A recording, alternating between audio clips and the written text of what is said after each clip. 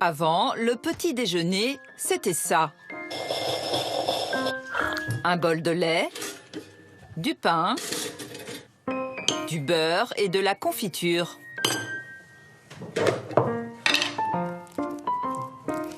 Il fallait du temps pour préparer et du temps pour mastiquer. Maintenant, le petit déjeuner, faut que ça aille vite.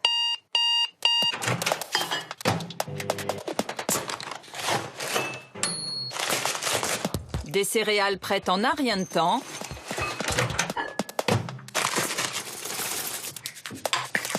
Et avalées tout aussi vite. Aujourd'hui, quasiment tous les enfants et presque un adulte sur deux consomment des céréales. Blé soufflé, pétales, boule au miel, les fabricants multiplient les recettes pour attirer les enfants, les femmes soucieuses de leur ligne et les familles au budget serré. Mais que valent ces céréales ? Si l'on en croit les industriels, les céréales, c'est sain. Elles ne seraient pas trop sucrées et aideraient à lutter contre les fringales. Regarde, c'est des vraies pépites d'énergie. Il faut que tu tiennes le coup toute la matinée. Il y a intérêt, j'ai un match moi ce matin. Notre enquête démontre que ce discours n'est pas tout à fait vrai. Vraiment, si vous voulez faire du mal à un enfant, vous lui donnez des produits comme ça. C'est gras saturé avec du sucre. C'est l'idéal pour rendre obèse et malade en même temps. Il est difficile pour un fabricant comme nous de baisser très vite, très fortement les quantités Pourquoi de pas sucre, par exemple, parce que les enfants arrêtent de consommer les produits. Et pour vendre, peu importe la prévention contre l'obésité chez les enfants. Nous allons vous raconter comment les deux géants des céréales, Kellogg's et Nestlé, ont fait avorter une loi qui voulait limiter les publicités pour leurs céréales très sucrées. C'est comme si on avait assez pour faire une piscine de chocolat. Mais comment repérer les paquets de céréales saines, qu'ils soient pour enfants ou pour adultes? L'étiquetage actuel avec tableau et pourcentage est difficile à comprendre. Est-ce que vous trouvez que c'est très clair? Non. Non, c'est pas clair. C'est pas très clair. Lucide, liquide, ça me parle pas. Ça me laisse un peu ambigu, je dirais. Mais un système simple avec des codes couleurs va bientôt être soumis au vote à l'Assemblée nationale. Mais en coulisses, les lobbies des céréales s'y opposent. Nous avons suivi cette guerre d'influence jusque dans les plus hautes sphères de la République. Je voudrais qu'on arrête de considérer qu'un ministre, c'est un lobbyiste. Là, franchement, c'est une insulte que vous me faites et que je n'accepte pas. Les céréales ou comment les industriels se font du blé en vous manipulant.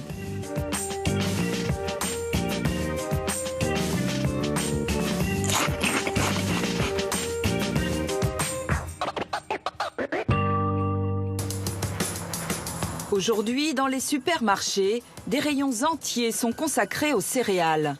Un énorme marché évalué à 600 millions d'euros.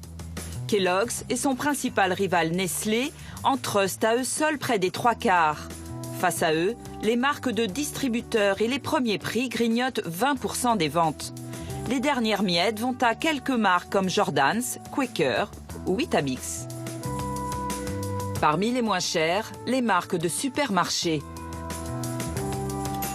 Ces distributeurs s'inspirent clairement des marques vedettes. Nutritionnellement, il n'y a pas de différence flagrante. En revanche, elles sont entre 15 et 30% moins chères.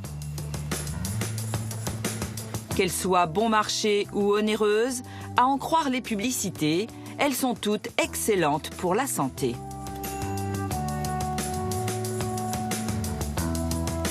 Riche en protéines, en vitamines et en fer.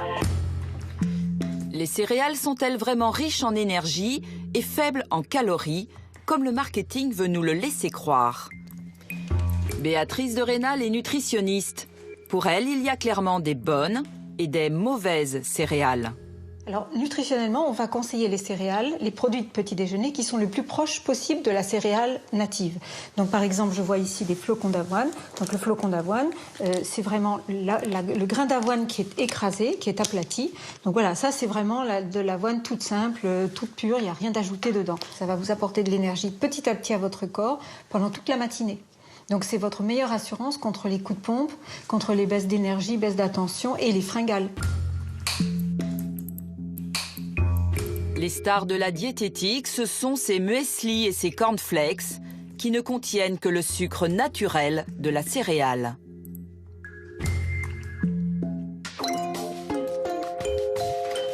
Pour savoir comment elles sont fabriquées, nous nous rendons dans la seule usine en France qui a accepté notre caméra. Nous sommes en Bretagne, près de Rennes, chez Cereco. Ici, nous sommes accueillis par Gérard Le Goff, le patron, et Eric Bronchet, le responsable de la fabrication. À l'intérieur de l'usine, le casque anti-bruit s'impose. Alors, on va mettre le blé, et on met que les gros ingrédients là. Cette usine s'est spécialisée dans le muesli et les pétales bio, des produits naturels très simples, comme ces pétales d'épeautre.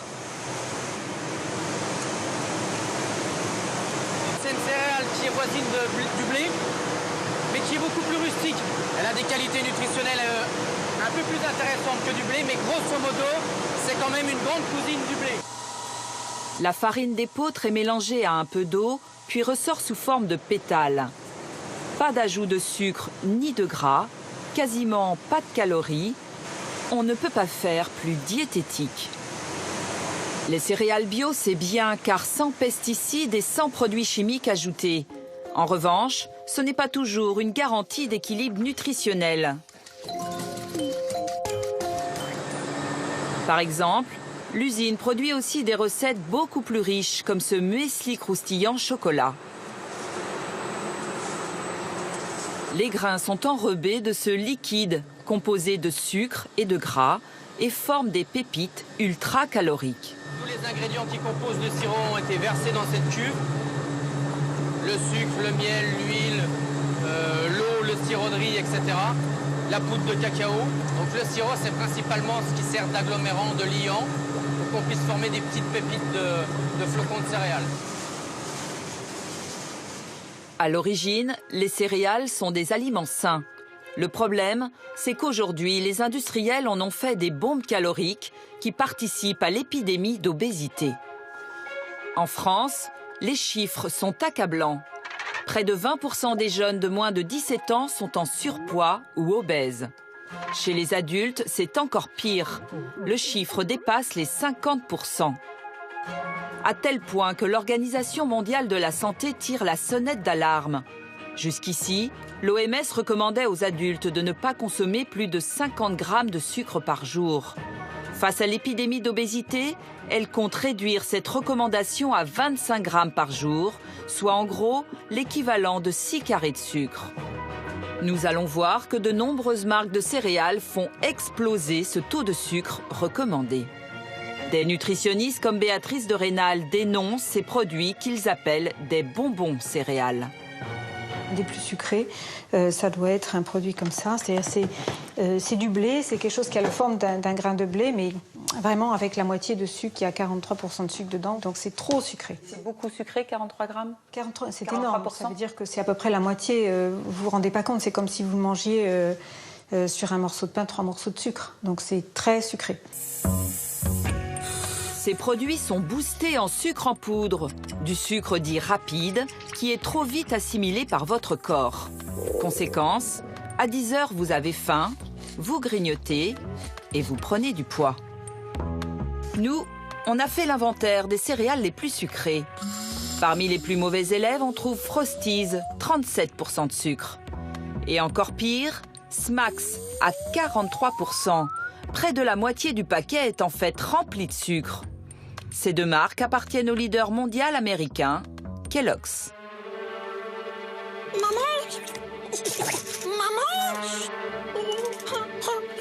Mais il y a encore pire que des céréales trop sucrées.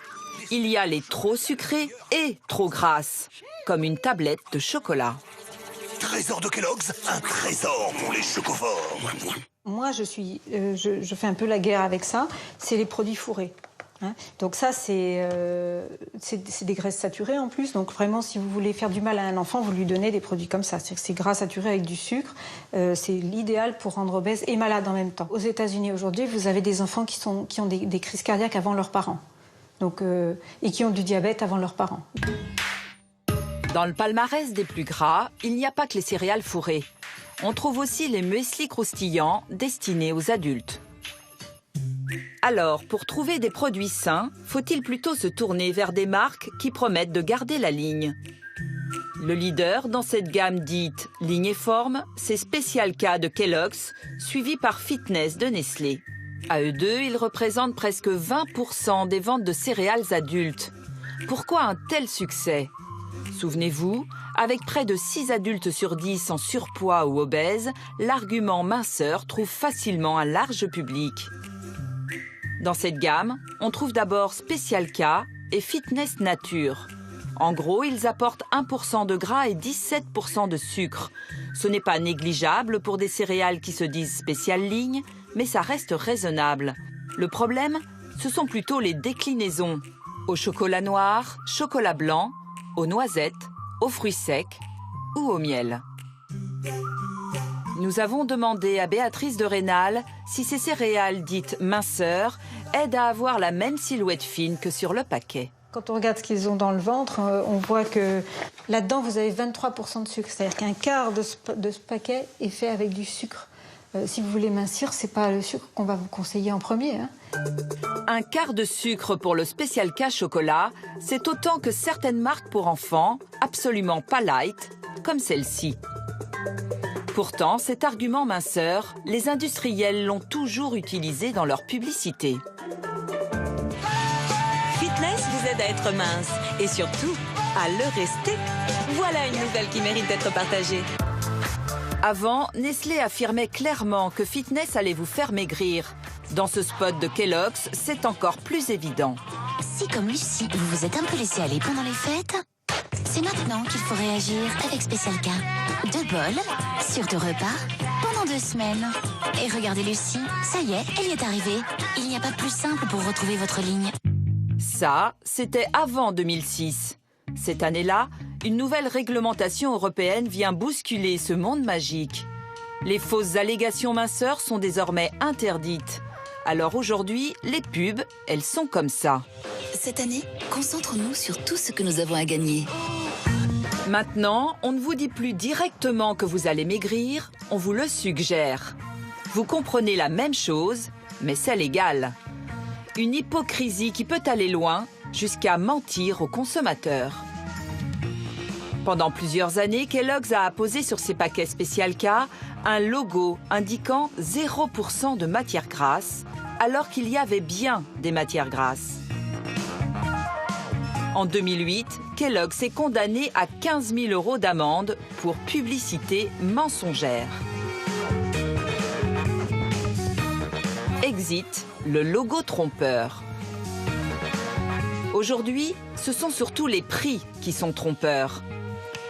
Pour ces céréales dites minceurs, les industriels réussissent à vous faire payer au passage 6 à 11 € le kilo, alors qu'il en existe d'autres 3 fois moins chères, moins grasses et moins sucrées, comme les cornflakes nature. Les cornflakes, ce sont les premières céréales à avoir été commercialisées. Elles n'étaient ni grasses ni sucrées, bien au contraire. Elles étaient destinées aux patients de ce sanatorium aux États-Unis, dans le Michigan, à la fin du 19e siècle. Pour être en forme, les malades ont besoin d'un petit déjeuner revigorant. Alors, le docteur Kellogg's invente une nouvelle recette. Des grains de maïs cuits et aplatis, les cornflakes sont nés. Et ça marche, les patients en redemandent. En bon businessman, Will Kellogg's, le frère du docteur Kellogg's, pressent un filon. Il décide d'ouvrir une usine et de commercialiser les cornflakes dans tous les États-Unis. Et pour rendre ces cornflakes encore plus attirants, il ajoute un ingrédient miracle, du sucre. Le succès est immédiat. En 1968, Kellogg's et ses cornflakes débarquent en France. Bonjour. Le matin, ça doit aller vite. Mais un petit déjeuner Kellogg's ne prend vraiment pas beaucoup de temps. À cette époque, la femme au foyer devient une femme active. Alors le matin, elle veut gagner du temps. Vite préparés, les cornflakes vont petit à petit concurrencer le traditionnel pain confiture. C'était le mot vite préparé, pas de cuisson et surtout, madame, presque pas de vaisselle. Kellogg's, cornflakes, sans discussion. Aujourd'hui, à côté des cornflakes, on trouve des dizaines d'autres gammes de céréales. Beaucoup sont très sucrées, mais souvent à votre insu. Pour vous faire croire que vous n'avalez pas trop de sucre, les industriels n'hésitent pas à utiliser des méthodes à la limite de la manipulation. Sur les paquets Trésor, par exemple, c'est très clair. L'industriel vous indique qu'un paquet, c'est 13 bols pleins de céréales, ou autrement dit, 13 portions de 30 grammes. Vous en déduisez donc que lorsque votre enfant se sert un bol le matin, il mange 30 grammes de céréales. Pour savoir à quoi cela correspond sur le plan nutritionnel, vous regardez sur la tranche du paquet. Là, le fabricant vous informe que pour 30 grammes de céréales, votre enfant avale 9 grammes de sucre rapide. Cela reste raisonnable. Tout va pour le mieux, dans le meilleur des mondes. Nous avons voulu vérifier ce que représentait exactement 30 grammes de Trésor. Pour cela, nous faisons d'abord la tare, c'est-à-dire que nous ôtons le poids du bol. En fait, 30 grammes de Trésor remplissent à peine un tiers du bol. Rien à voir avec la photo du paquet. Le bol plein sur la photo de Kellogg's, c'est en fait une coupelle. Kellogg's, mais aussi Nestlé et beaucoup d'autres marques, utilisent pourtant cette référence de 30 grammes sur leur paquet. Les enfants se contentent-ils réellement de cette mini-ration le matin? Pour en avoir une idée, nous invitons 4 enfants et 3 adolescentes à un petit déjeuner. Je trouve le paquet et c'est toi qui vas te servir tout seul comme un grand, d'accord?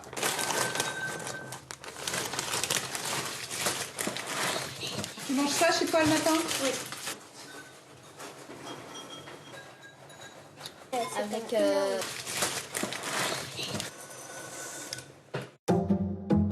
Les enfants se sont-ils bien servis des portions de 30 grammes, comme le suggèrent les industriels sur leur paquet? Heidi s'est servie davantage. Le contenu de son bol frôle les 50 grammes. Et encore, cela reste moins lourd que la portion de Victor. Voilà. Alors, donc Victor, il a 85,8 grammes en gros. Soit 3 fois la fameuse dose de référence. La palme revient à une de nos ados avec 135 grammes de Trésor, soit plus de 4 fois les 30 grammes. Bon appétit! Merci. Et les enfants n'ont pas eu les yeux plus gros que le ventre, ils ont bien tout mangé.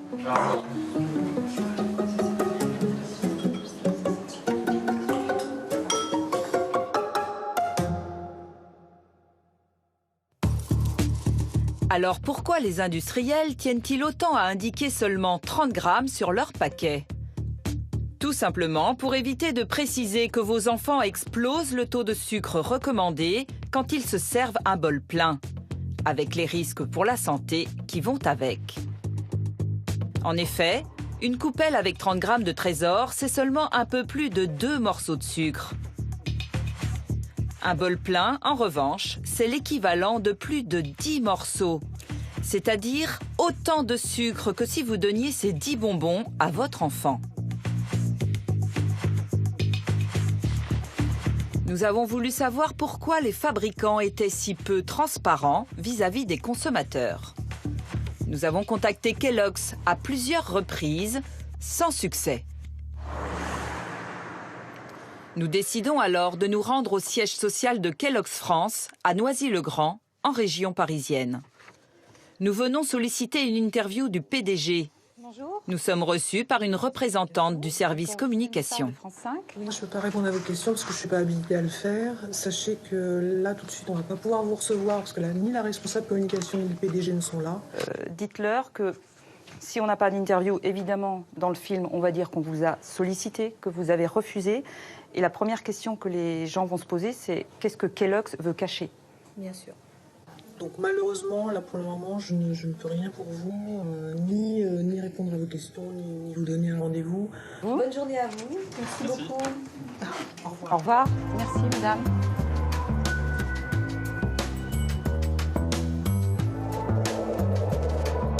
Trois heures après notre passage, nous avons reçu par mail une réponse qui tient en 2 phrases.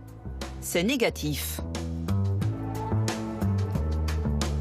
Contrairement à Kellogg's, Nestlé France a choisi d'être transparent. Christophe Elias, le directeur général de Cereal Partners, la filiale de Nestlé qui fabrique les céréales, nous accueille dans son bureau. En 10 ans, Nestlé a modifié ses recettes et aujourd'hui, leurs céréales sont moins sucrées que celles de leurs concurrents Kellogg's. Mais malgré cet effort, leurs produits phares restent encore très sucrés. Alors par exemple sur une marque comme Chocapic, c'est une de vos marques les plus connues. Donc aujourd'hui pour 100 grammes, Chocapic a 28,8 grammes de sucre, donc plus d'un quart de sucre. Ça fait quand même beaucoup, c'est pas un peu juste pour lutter contre le surpoids des enfants? Oui, il y a du sucre dans nos produits, mais dans des quantités tout à fait raisonnables. Si on prend une portion de 30 grammes, ça correspond un peu moins de 1,5 morceaux de sucre, ce qui est tout à fait raisonnable. On va faire un petit calcul ensemble. J'ai apporté une balance. Moi j'ai des enfants, je vous montre comment ils se servent le matin. Ouais. Ils se servent, pas à ras-bord, mais voilà. Ils se servent à peu près comme ça. Là, il y a 60 grammes. 60 grammes, c'est le double de la portion annoncée par Nestlé. Alors pourquoi les industriels choisissent-ils cette référence de 30 grammes? On a des études extrêmement sérieuses qui ne sont pas faites par nous, évidemment, qui montrent que les plus jeunes enfants, donc 7-8 ans, qui sont les enfants au cœur des cibles de certains de nos produits, consomment 30 grammes de céréales au petit déjeuner. Ce 30 grammes, c'est la portion moyenne pour quelle tranche d'âge? Alors je vous dis, c'est la consommation réelle des enfants de 7 à 8 ans. 7 à 8 ans? Apparemment, notre interlocuteur se trompe. Nous nous sommes procuré l'étude évoquée par Nestlé. Selon le document, 30 grammes ne correspond qu'à la consommation des tout-petits de 3 à 6 ans. Pourtant, les industriels la choisissent comme portion de référence sur les paquets. Donc, est-ce que c'est pas un petit peu fourbe de votre part et des industriels en général? Comme par hasard, vous avez pris la plus petite portion, comme ça on a l'impression qu'il n'y a pas beaucoup de sucre, puisque le sucre est calculé sur 30 grammes. Est-ce que c'est pas une façon un peu de dissimuler le taux de sucre au consommateur? C'est pas une façon du tout de dissimuler le taux de sucre, puisqu'on donne aussi des indications pour 100 grammes. On est le plus transparent possible, si vous voulez, sur les quantités réelles des nutriments qui composent nos produits. Il est difficile pour un fabricant comme nous de baisser très très vite, très très fortement les quantités Et pourquoi de pas sucre, par exemple, parce que les enfants arrêtent de consommer les produits. Et puis s'ils arrêtent de consommer vos produits, vous perdez de l'argent chez Nestlé, vous perdez des marchés. Une entreprise se doit effectivement de vendre, c'est évident. Et pour vendre, il y a un moyen imparable, c'est la publicité auprès des enfants. Et là, le marketing des industriels est affûté pour cibler tous les âges.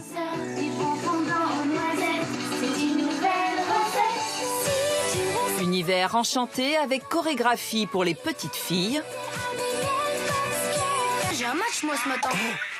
Wow, Tony Parker. Allez, justement. Idole du sport pour les garçons. Alors les enfants, prêts à rejoindre la Ligue des Oufs? Retrouve tes Ouf Ball 2012 dans tes paquets. Objets à collectionner ou cadeaux à gagner. On peut gagner un jeu vidéo. Ouais. Lui, il trouve que ces spots pour des céréales sucrées sont justement trop efficaces. Il y a 4 ans, avec plusieurs associations de consommateurs, il a mené un combat pour les faire interdire aux heures où les enfants sont devant la télévision. La raison pour laquelle on se bat sur ce dossier, c'est parce qu'il y a un vrai problème de santé au niveau des enfants vis-à-vis de la surconsommation de sucre et de gras. On s'est rendu compte que ce sont les enfants qui regardent le plus les publicités, et donc du coup, les publicités pour les produits riches en matières grasses, en sucre et ce type de céréales du petit déjeuner, qui vont réclamer à leurs parents ce type de produits. Et au final, c'est effectivement ces produits-là qu'on va trouver en majorité dans les placards ou dans les réfrigérateurs des familles concernées.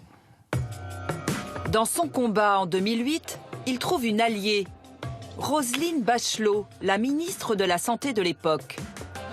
Elle est favorable à une loi qui interdirait la publicité des produits trop gras et trop sucrés pendant les émissions jeunesse. Alors en coulisses, les lobbies des industriels vont essayer de torpiller cette idée de loi. Face à eux, les associations de consommateurs ne vont pas faire le poids. Qu'est-ce que vous avez obtenu ? Rien. Ce sont les lobbies qui ont gagné. Et leur stratégie, elle est très simple. C'est de dire au pouvoir public, ça n'est pas la peine de légiférer, de faire des lois qu'ensuite il faudra contrôler. Faites-nous confiance. Nous, on va faire une magnifique charte d'engagement et on s'engage à la respecter. La magnifique charte signée par Kellogg's, la voici. À première vue, l'industriel renonce à la publicité de toutes ces céréales qui seraient trop grasses et trop sucrées. Un sacrifice tout à son honneur. Kellogg's ne diffusera pas de publicité pour des aliments qui ne répondraient pas à nos critères nutritionnels dans des émissions destinées aux enfants de moins de 12 ans. Chez Nestlé, même engagement. La marque a aussi signé une charte similaire de bonne conduite. Si l'on comprend bien, on ne devrait donc plus trouver de pub pour des céréales trop sucrées pendant les émissions jeunesse.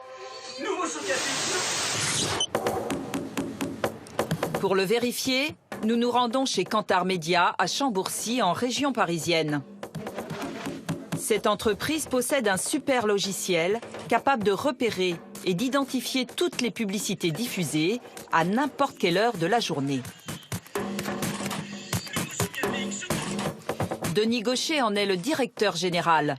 Il détient une étude qui comptabilise tous les spots de céréales diffusés par an. Première information, il est difficile d'échapper à ces publicités, tant elles sont nombreuses.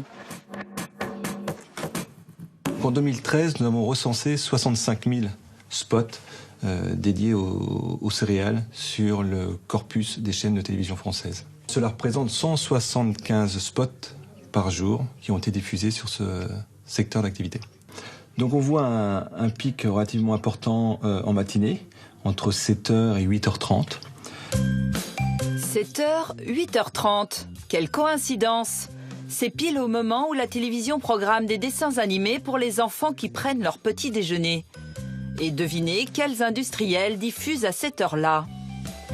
Donc on va retrouver Miel Pops, qui est énormément diffusé dans cette tranche horaire pour Kellogg's. Et on va avoir Choc à Pic pour Nestlé, qui également communique beaucoup en fait, sur cette tranche horaire de 7h à 8h30, on va dire. Donc, Kellogg's et Nestlé continuent à faire de la publicité pour leurs céréales sucrées pendant des émissions jeunesse, alors qu'ils ont signé des chartes qui disent le contraire. Comment cela est-il possible ? Olivier Andro a lu attentivement la charte de Kellogg's et il a repéré une astuce. Voici ce que dit Kellogg's. Kellogg's ne diffusera pas de la publicité pour des aliments qui ne répondraient pas à nos critères nutritionnels. Mais cette phrase, ça veut dire quoi ? Il s'engage à ne pas faire de publicité pour des produits qui ne respecteraient pas les critères nutritionnels définis par Kellogg's. Voilà. Et c'est là où c'est intéressant. Nos critères nutritionnels, c'est pas plus de 200 kilocalories par portion et pas plus de 12 grammes de sucre par portion. Alors, à partir de combien de pourcents de sucre Kellogg's s'interdit-il de diffuser ses spots ? Un petit calcul s'impose. Résultat, Kellogg's s'autorise à diffuser des publicités pour toutes ces céréales contenant jusqu'à 40% de sucre. 40% de sucre, c'est quand même beaucoup pour un produit qui se présente comme un produit sain, céréalier, etc. On n'est pas loin quand même de la moitié de la portée en sucre. Avec un taux de sucre aussi élevé, Kellogg's ne sacrifie que Smacks et sa grenouille, qui contient 43% de sucre. Il peut continuer à diffuser toutes les autres. C'est un peu juste pour lutter contre l'épidémie d'obésité. Franchement, les pouvoirs publics, est-ce que s'ils ne sont pas faits volontairement manipuler, qu'est-ce que ça cache derrière? C'est tout simplement parce qu'il y a eu un lobbying. Donc, évidemment, le lobbying de l'industrie agroalimentaire, chantage à l'emploi, ça on le connaît bien, la croissance, mais aussi lobbying des médias, et notamment des médias télévisés. Il est clair que les chaînes ont été faire pression auprès des cabinets ministériels en indiquant qu'ils avaient peur d'avoir une baisse de leurs ressources publicitaires si on mettait en place ce type de limitation. C'est pourquoi, encore aujourd'hui, les enfants continuent à réclamer les céréales qu'ils ont vues à la télé. Et au cas où les parents hésiteraient à les acheter, les fabricants ont trouvé une astuce pour les convaincre en leur donnant des cours de nutrition à la limite de la désinformation. Ce que vous ne savez peut-être pas, c'est que les céréales Kellogg's, que vos enfants adorent, sont riches en fer et en vitamine B et D. Ce discours se retrouve aussi sur les paquets destinés aux adultes. À les lire, les céréales semblent être une source inépuisable de vitamines et de minéraux. Mais attention, pour la nutritionniste Béatrice de Rênal, c'est de l'intox. Le blé n'est pas du tout source de calcium ni de vitamine D. Donc là, en fait, c'est un carbonate de calcium qui a été ajouté au produit. Les industriels vont jusqu'à ajouter 7 vitamines, du calcium et du fer. Un cocktail artificiel pour doper notre santé ou leur vente. Cet enrichissement-là, c'est un faire-valoir marketing, il faut le considérer comme ça, c'est-à-dire que ça n'a aucun intérêt. Tout ça est fait pour dire à la maman ou aux parents, si vous voulez que votre enfant grandisse bien, il faut acheter celui-là. Et effectivement, le calcium et la vitamine D sont indispensables, mais franchement, nous les nutritionnistes, on préfère avoir du calcium et de la vitamine D à travers le lait que l'on consomme ou les produits laitiers et pas à travers d'autres sources comme des bonbons par exemple, ce qui est le cas ici. Donc c'est comme si vous donniez des morceaux de sucre avec un mélange de vitamines dessus dont les enfants n'ont pas besoin. Donc si vous voulez, ça a autant de sens que ça. Alors comment choisir les céréales les plus saines, qu'elles soient pour les enfants ou pour les adultes? C'est simple, il suffit de vérifier les taux de sucre et de gras indiqués sur les paquets. Sauf que ce n'est pas si simple. Des tableaux truffés de chiffres, des pourcentages par dizaines, des sigles et des abréviations incompréhensibles, des mots savants comme lipides, glucides ou sodium. Alors, comment s'y retrouver? La solution se trouve dans ce colis qu'on s'est fait envoyer de Grande-Bretagne. À l'intérieur, une boîte de céréales vendue dans les supermarchés anglais. Dessus, on trouve un code couleur inspiré des feux tricolores de la circulation. Vert, orange, rouge. Ici, par exemple, le gras hérite de pastilles vertes car il y en a peu. En revanche, le sucre apparaît en rouge car il y en a beaucoup. C'est basique et compréhensible par tous. Tellement simple qu'il est question de l'appliquer en France. Cet homme, le professeur Herberg, a rendu un rapport au ministère de la Santé dans lequel il préconise l'instauration d'un code couleur. On sait que ces systèmes simples de couleurs sont ceux qui vont être vus et le mieux compris par des populations qui d'habitude échappent à l'étiquetage traditionnel. Donc les populations les plus défavorisées, donc c'est un système démocratique qui permet de lutter contre les inégalités sociales de santé. Le professeur Herberg réussira-t-il à imposer un code couleur en France? Ce n'est pas gagné. Une autre personne a tenté de le faire, mais au niveau européen cette fois. Elle est députée anglaise et elle s'appelle Glenys Wilmot. En 2010, son projet a été vivement combattu par les lobbies agroalimentaires. De quoi les industriels ont-ils eu peur? La réponse se trouve peut-être dans ce rapport réalisé pour le ministère de la Santé. L'étude montre qu'avec un code tricolore, les consommateurs achèteraient 15% de produits gras et sucrés en moins, une baisse importante. Si nous prenons les céréales pour enfants, dans le système anglais, elles seraient quasiment toutes affublées d'un rouge pour les sucres. Pour certaines marques destinées aux adultes, même punition. pas très vendeur. Pour empêcher cela, les lobbies ont exercé une pression considérable sur les parlementaires. Dans l'hémicycle, la députée Glenis Willmott a même critiqué ouvertement leur comportement. Il y a eu une énorme pression de l'industrie, un lobbying massif. Certains ont même été invités à dîner et tout ce qui s'ensuit. Je voudrais juste dire aux collègues, quand vous allez voter, réfléchissez bien en toute sincérité. Est-ce que vous écoutez seulement le lobby de l'industrie ou alors ce que nous demandent vraiment les consommateurs? À la question de Glenis Willmott, la réponse du vote. Les députés rejettent les codes couleurs anglais. Parmi les entreprises qui avaient milité contre ce code couleur, on retrouve Nestlé. Un feu rouge est très anxiogène. Quand on est dans la rue et qu'on voit un feu rouge, on s'arrête, on ne passe pas. Si vous voulez. Et le principe des feux tricolores, pour nous, est à la fois réducteur et en même temps anxiogène. J'ai relooké vos paquets avec ce code tricolore s'il avait été appliqué. Alors, pour le sucre, donc les Choc-A-Pic, ils seraient rouges. Les lions, ils seraient rouges. Les chocolats, ils seraient rouges. Et les cookies crisp aussi seraient rouges.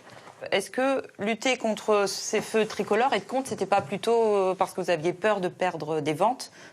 Évidemment, c'est pas un feu rouge, c'est pas forcément très attractif pour le consommateur, ça on en est bien conscient. Et en même temps, vous dites, voilà, toutes nos céréales sont rouges, et donc toutes les céréales du marché sont rouges, vraisemblablement, puisque nos produits sont parmi les moins sucrés du marché. Regardez, ça, c'est cornflakes. 1,1 g de sucre pour 100 grammes, comme quoi c'est possible, c'est vert. Oui, alors, oui, c'est vert. Simplement, comment ce produit est-il consommé? Nous, on a fait un certain nombre d'études privées, d'études internes, qui montrent que quand on donne un produit sans sucre au consommateur, il le sucre. Mais au moins, le consommateur, il a la maîtrise du sucre qu'il va ajouter, tandis que là, on est obligé de se prendre les 28 Il a aussi la maîtrise, il a aussi la décision de ne pas consommer nos produits, si vous voulez. On n'impose à personne de consommer nos produits. À la place des feux tricolores, les industriels ont inventé ça. 5 pastilles avec des mots compliqués, comme repères nutritionnels journaliers, et surtout des chiffres et des pourcentages en pagaille. Ce système, vous le trouvez mieux que les feux tricolores? Vous le trouvez plus... On le trouve simple et clair. Simple et clair, d'accord. Les consommateurs trouvent-ils eux aussi ces pastilles simples et claires? Nous les avons testées auprès de clients pris au hasard dans un supermarché. Voici ce qu'ils comprennent. Quand vous lisez les informations, il y a combien de grammes de sucre dans ce paquet? Une portion de 30 grammes contient 8% de sucre. En fait, pour 30 grammes de céréales qu'on prend, il y aura 8% de sucre en tout. Donc dans chaque pétale de céréales, il y a 8% de sucre.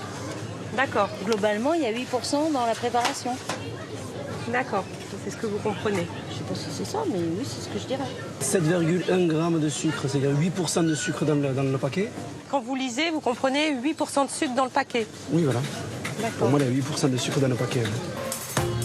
Les consommateurs comprennent qu'il y a seulement 8% de sucre, alors qu'en vérité, il y a environ 25% de sucre dans ces céréales, soit 3 fois plus. Le 8% indiqué signifie en fait qu'en mangeant une portion, vous avez mangé 8% du total de sucre qu'on vous conseille d'avaler dans une journée, ce qu'on appelle les repères nutritionnels journaliers. Vous n'avez rien compris? C'est normal. À se demander si ce n'est pas fait exprès. Vous avez compris qu'il n'y avait que 8% de sucre, en fait il y a 25% de sucre. Qu'est-ce que vous pensez de cette façon de faire de la part des industriels? Ils le font exprès, bien sûr. C'est une ambiguïté qui a dû être étudiée pendant des heures par des ingénieurs. Ouais, ils jouent beaucoup avec les mots, je dirais. Il y a une subtilité. Ils pèsent bien leurs mots, c'est-à-dire qu'ils sont très... ils sont fourbes, à mon goût. Nous avons fait le test avec 10 consommateurs dans le rayon. 9 se sont trompés. Un résultat qui n'interpelle pas Christophe Elias chez Nestlé. Franchement, pour comprendre ça, il faut avoir fait des études de nutrition. C'est quand même... C'est exagéré. Mais comment vous expliquez alors que les gens se trompent Je ne sais pas, mais si vous avez de mauvais yeux comme moi et vous ne mettez pas les lunettes, vous n'allez peut-être pas voir non plus les chiffres en l'occurrence. Non, mais moi, je n'étais pas là sur votre micro-trottoir. Nous, on fait aussi des études internes et on a très clairement validé que les choses étaient relativement claires. Alors, à quand un étiquetage réellement simple et clair qui vous permettrait de savoir si un produit est sain ou pas? Dans son rapport remis au ministère de la Santé, le professeur Herberg préconise un code non pas à 3, mais à 5 couleurs. Vert, jaune, orange, fuchsia et rouge. Nous calculons un score au travers de la présence de gras, de sucre, de sel, la quantité de calories. On tient compte s'il y a des fibres, s'il y a des fruits et légumes. Et ce score permet d'aboutir à un chiffre qui va permettre de dire, eh bien, ce produit, il est plutôt vert. À ce moment-là, on va grossir le cercle vert. Il suffira de voir quelle est la couleur qui est grossie pour comprendre, eh bien, qu'on est plutôt dans un aliment très favorable sur le plan nutritionnel, d'un aliment très défavorable s'il est rouge. Son projet est soutenu par les associations de consommateurs les plus importantes, comme la CLCV représentée par Charles Pernin. Ce code 5 couleurs va être soumis au vote cette année à l'Assemblée nationale. Charles Pernin espère que Marisol Touraine, la ministre de la Santé, va le défendre sans faillir. Mais en coulisses, des pressions s'exercent contre ce projet de loi au sein même du gouvernement. L'étiquetage en matière d'alimentation, ça concerne aussi le ministère de l'Agriculture et de l'Alimentation, qui est très à l'écoute des intérêts de l'industrie agroalimentaire, et le ministère également de l'Économie et des Finances, Bercy, qui, lui, par principe, est très à l'écoute des intérêts des entreprises en général et de l'industrie agroalimentaire en particulier, puisque vous savez que l'agroalimentaire, c'est un des secteurs phares de notre économie. Ce secteur phare est représenté par l'ANIA, la puissante association nationale de l'industrie agroalimentaire, à l'organigramme tentaculaire. Elle regroupe 22 fédérations, dont Alliance 7, qui réunit notamment Nestlé et Kellogg's. En tout, l'ANIA représente près de 12 000 entreprises françaises. En coulisses, l'ANIA multiplie les actions de lobbying contre les codes couleurs. Pour preuve, ce mail que nous nous sommes procuré. Il est rédigé par Jean-Philippe Girard, le président de l'ANIA. Il s'adresse à Stéphane Le Foll, le ministre de l'Agriculture et de l'Alimentation. Nous faisons découvrir ce mail à Charles Pernin. Alors, ce qu'on remarque immédiatement à la lecture de ce mail, c'est déjà une forme de connivence. Monsieur le ministre, cher Stéphane. Vous, quand vous allez voir la ministre de la Santé, vous dites bonjour Marisol ou vous dites madame Il est clair que lorsque nous adressons aux ministres, ce que nous faisons régulièrement ou lorsque nous les rencontrons, nous n'allons pas les appeler cher Stéphane ou cher Marisol Touraine. Et ce qui me frappe également, c'est que monsieur Girard évoque l'opposition personnelle de Stéphane Le Foll à l'étiquetage. Dans son mail, le président de l'ANIA est très clair quant à la position du ministre. Je sais également votre opposition personnelle à cette mesure, comme vous avez eu l'occasion de nous le rappeler. Notamment lors de notre rendez-vous avec le président de la République. Cet intense lobbying, jusqu'à l'Élysée, a-t-il porté ses fruits? Pour le savoir, nous avons demandé une interview à l'ANIA via leur attaché de presse. Effectivement, l'ANIA ne va pas répondre sur cette demande. Pour le code couleur, en tout cas, l'ANIA ne s'exprime pas là-dessus parce que pas de position a été prise au niveau de l'ANIA. Donc sur le code couleur, on ne pourra pas répondre. Aucune position n'aurait été prise à l'ANIA. Ça, c'est pour la réponse officielle. Officieusement, dans son mail, l'ANIA dit pourtant clairement le contraire. Vous connaissez notre opposition à ce système simpliste et discriminant pour nos produits. Cette contradiction nous incite à interpeller la directrice générale de l'ANIA à la Maison de la Mutualité. Ce jour-là, elle assiste à un colloque sur l'étiquetage nutritionnel, justement. Nous nous y invitons et quand elle sort de la salle, nous l'abordons. Madame Chapalin, bonjour. Je travaille pour France 5. Oui. Pour l'étiquetage 5 couleurs, est-ce que vous faites du lobbying auprès des ministères ? Parce que j'ai un document, une lettre que votre président de l'ANIA a envoyée au ministre de l'Agriculture pour lui demander de vous soutenir pour que ce code 5 couleurs ne soit pas voté. Merci beaucoup. courrier aux différents ministres. Est-ce que le ministre de l'Agriculture va vous soutenir pour que ces codes 5 couleurs ne soient pas votés cet hiver? Est-ce qu'il vous écoute à l'ANIA? Ce sont des règles qui sont définies au niveau européen.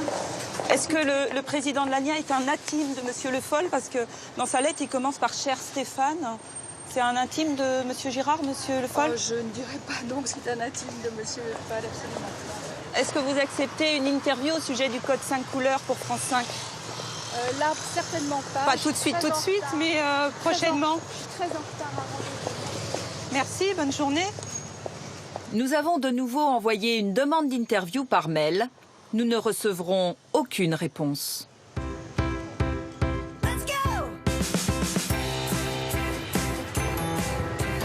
Alors, nous décidons d'aller voir directement le ministre de l'Agriculture, Stéphane Le Foll.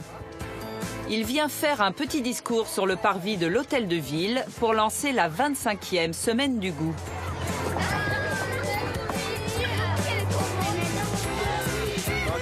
Nous en profitons pour lui demander ce qu'il pense des codes couleurs. C'est bon, merci. Ce projet de code couleur, vous êtes pour ou vous êtes contre? Moi, j'y suis pas favorable. Pourquoi? Parce qu'il y a, dans les couleurs, et selon les produits, je vais prendre l'exemple du miel. Alors moi, je fais un reportage sur les céréales du petit déjeuner, par exemple. Prenons l'exemple des céréales. Prenons le miel. Le miel, quelle sera sa couleur? Rouge, parce que c'est du sucre. Mais c'est en même temps très bon. Pour les céréales du petit déjeuner, certaines seront vertes, d'autres oranges, d'autres rouges. Et au moins, les consommateurs pourront savoir si les céréales qu'ils achètent sont trop grasses ou trop sucrées. Oui, d'accord. Mais là, vous me prenez. Alors, comme toujours, si vous faites un reportage sur les céréales, oui, il faut lutter contre l'obésité. Je l'ai dit d'ailleurs, la semaine dernière, on a signé avec les représentants des boissons rafraîchissantes moins de sucre, plus de publicité là où les enfants de moins de 12 ans sont à la télé. Sur les céréales, c'est pareil. On va regarder, il faut qu'il y ait moins de sucre. Ce sont des produits qui sont utilisés beaucoup par les enfants, donc il faut faire attention. Donc là-dessus, je suis d'accord. Mais alors après, est-ce que... Ça pourrait aider les parents à les guider.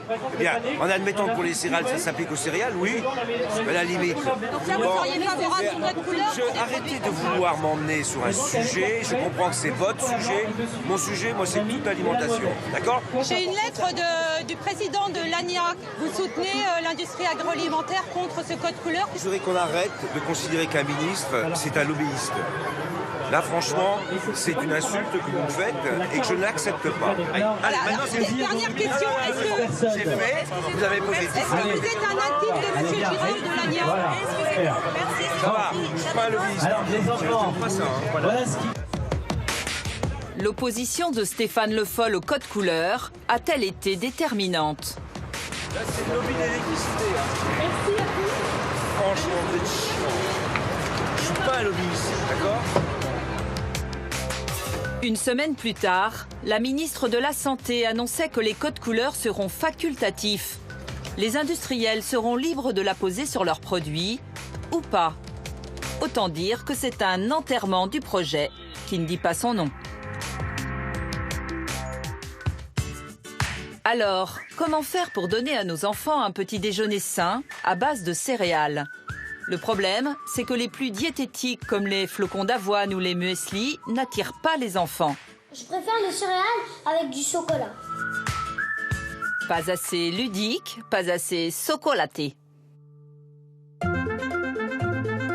La solution, nous la trouvons à Vichy, en Auvergne. Dans cette ville célèbre pour ses cures thermales, un chef cuisinier, Pierre-Yves Lorjou, s'est spécialisé dans la cuisine diététique. Les céréales au petit déjeuner, il est pour. Alors, il a inventé une recette saine pour ses enfants. Une recette qui croustille, avec en plus l'ingrédient plébiscité par les petits, le chocolat. Alors les ingrédients, des cornflakes, des pétanes de cornflakes, des dés de pommes qu'on achète, tout fait, on voit bien, c'est des pommes séchées. Donc voilà, du chocolat noir et du fromage blanc. Tout ça pour moins de 15% de sucre et de gras. On est loin des taux des céréales industrielles. Parmi les ingrédients, pas de sucre en poudre. Sa recette ne contient que des sucres naturels de fruits. Des pommes séchées, la valeur, vous voyez, d'une cuillère et demie. Voilà. Des pommes, ces pommes séchées, ça apporte ce côté sucré que de toute façon l'enfant va rechercher, donc il va falloir lui apporter. Ça évite en même temps de rajouter du sucre. Je remue. Deuxième astuce, pour avoir du croustillant, pas besoin de céréales industrielles enrobées de sucre. Il suffit d'utiliser du fromage blanc à la place du lait. Et ce qu'il y a aussi, vous allez voir, c'est que ça va rester dessus. Voilà. Et ça, c'est important? Oui, parce que normalement, ça s'imbibe du lait et ça devient mou. C'est pas forcément très bon et l'enfant ne mange pas. Ce qui fait que l'enfant consomme, c'est ce côté amusant. Donc, parce que ça croustille. Dernière astuce du chef, il choisit des cornflakes nature. Ils ne contiennent que 2% de sucre, le sucre naturel du maïs. Cela donne de la marge pour ajouter un peu de gras et de sucré avec le chocolat, l'ingrédient indispensable pour plaire aux enfants. Ça, à partir du moment où un enfant mange ça le matin, après on n'est plus exposé à ce problème de faim qui intervient au milieu de la matinée. Ça évite les grignotages. La solution pour le petit déjeuner, elle est simple finalement. Il suffit de composer soi-même son bol en choisissant ce qui se rapproche le plus du grain de céréales, comme les cornflakes nature, mais aussi les muesli, les flocons d'avoine ou les pétales d'épeautre. Ce sera plus sain que les bonbons céréales des industriels et moins calorique que les produits spécial minceurs. Vous pouvez choisir ces céréales parmi les moins chères en piochant dans les marques de distributeurs ou les premiers prix. Nutritionnellement, il n'y a pas vraiment de différence.